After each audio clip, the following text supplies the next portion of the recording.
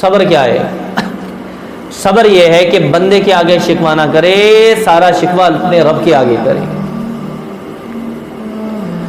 ربی انی مسنی الضر وانت ارحم الراحمین۔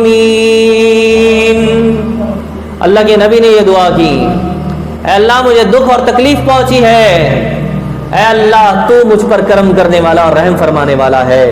معلوم چلا کہ شکوہ بندوں سے کرنا بے صبری ہے، اللہ کے آگے گڑ گڑانا بے صبری نہیں ہے، بلکہ یہ بندے کا حق ہے اپنے مالک کے آگے دعا کرے، ربی انی مسنی الضر وانت ارحم الراحمین۔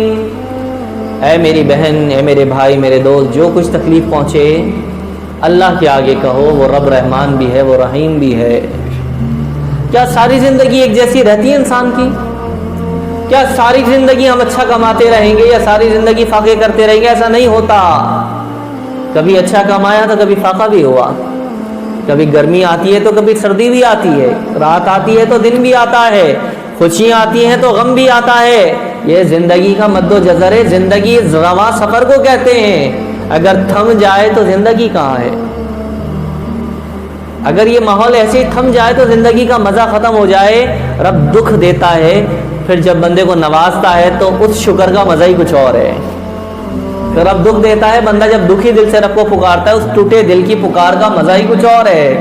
تو اللہ بندے کو یہ لذتیں عطا کرتا ہے زندگی کی۔